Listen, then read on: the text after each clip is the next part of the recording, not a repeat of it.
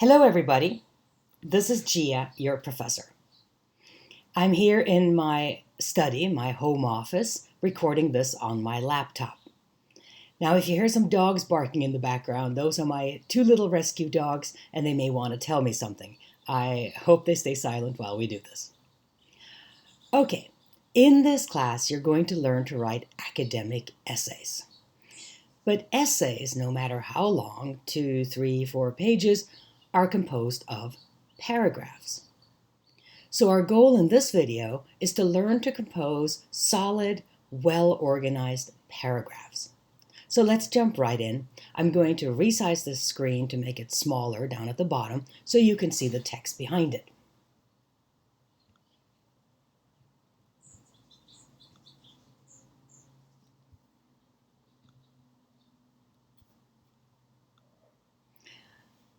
All right. So here we have a paragraph. It's from page 3 in your textbook. And I pretended that it was written by a student called Liza Doolittle. So here's Liza Doolittle, ESL 345. You notice that Liza has a margin on both sides. Left and right. She's doing this in Word. So Word, of course, already makes the margins for you, which is perfectly fine. She also has three spaces below her name and where it says ESL 345. Then notice she also has a title. She centered the title, that's good, and she made it bold. That's by clicking the bold arrow. And let's just highlight it a little bit. Okay, her title is Golden Week. Very nice. So I want you to always have a title and I want you to center it. If you do handwriting, you can't do bold, but you can underline it instead. So notice her text. She starts here, Golden Week in Japan is a combined celebration of 4 holidays. Notice that there's a tab space there. It's 5 spaces. You hit the button called Tab on your keyboard, and that automatically puts it in 5 spaces.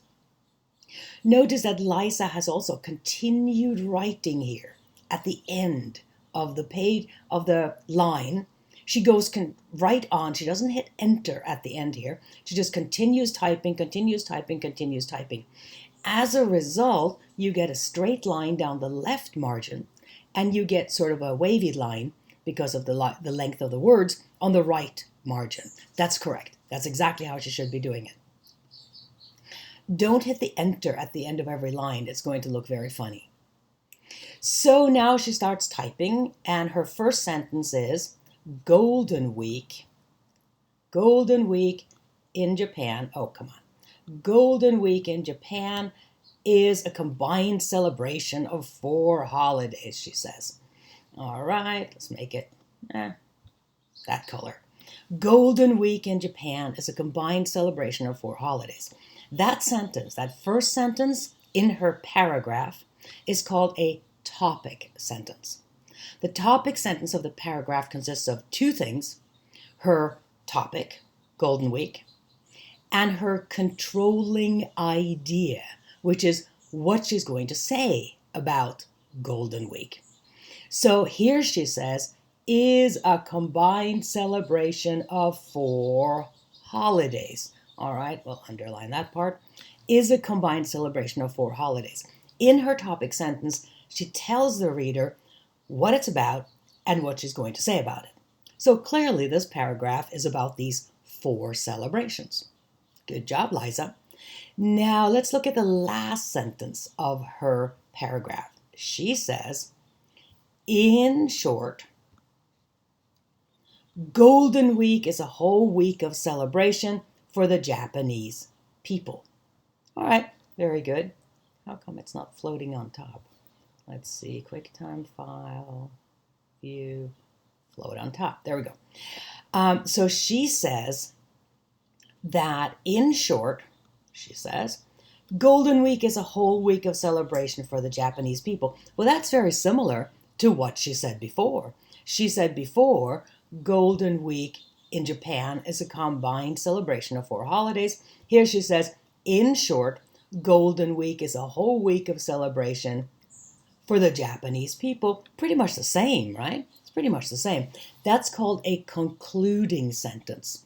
And in a paragraph, you write one sentence, that's your topic sentence, and then you pretty much repeat it at the end as your concluding sentence.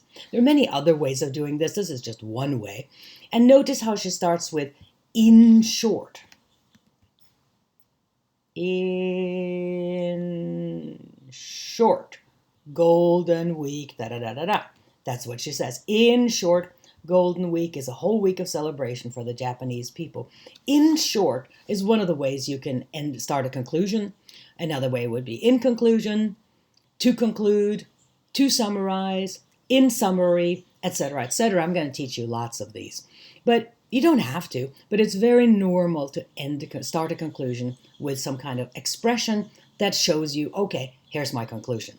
You're going to find out later that in fact, when you write essays, it's exactly the same thing, except there, in an essay, you write a whole paragraph about the introduction, and you end with that topic sentence, which is called the thesis statement, and then you write a whole paragraph for your conclusion. But other than that, it's composed of these 3 things: the topic sentence, the body, which is what we call everything else, the support for your topic sentence, and the concluding sentence. So now let's look at what she's saying about these 4 holidays. Let's read them. First she says, the first takes place on April 29th, the birthday of the Emperor Showa, and commemorates the 64 years that he was in power.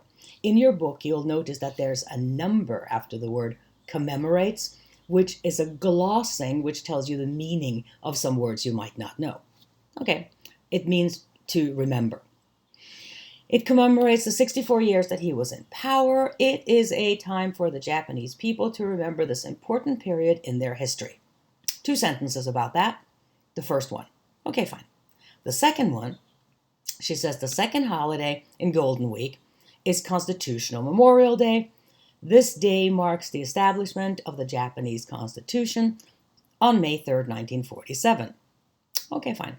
Then, the next holiday on May 4th is called Midori no Hi and is a day for people to be outside enjoying the environment. In fact, Midori no Hi means Green Day. Very good. 2 sentences about Midori no Hi. Then, the last one, Children's Day, the 4th holiday of Golden Week, is on May 5th. This holiday celebrates the health and happiness of children. That's great.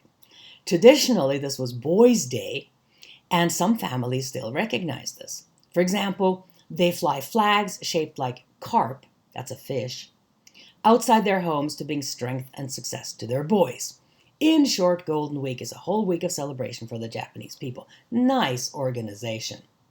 In fact, Liza was pretty smart. She organized her paragraph before she wrote it.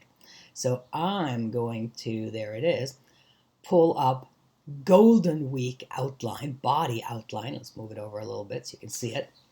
And she wrote 1, April 29th, birthday of Emperor Showa. 2, May 3rd, Constitutional Memorial Day. 3, Midori no Hi, and she put Green Day in parentheses. And 4, May 5th, Children's Day. So she's organized it really simply before she writes it, and as a result, believe me, it's so much easier to write. Let's get rid of that one and go back to our Golden Week. So those are the points that I want to make about the organization of a paragraph, and I hope you will write exactly like this. Write a title, put your name on it, write a title, a topic sentence, 3 or 4 or 5 descriptions and examples of what your topic sentence is about, and a concluding sentence at the end. You may notice that I have spaced this paragraph. In fact, what I always do, I type it first, and then I space it afterwards. This is written in Microsoft Word, Microsoft for the Mac, that is. I use a Mac. But you can always go to this little double arrow here, and you'll see you can change the line spacing. I put it at 1.5 so it's a little easier for you to see, but I want you to put it at 2.0 because it makes it easier for me to write my comments in there.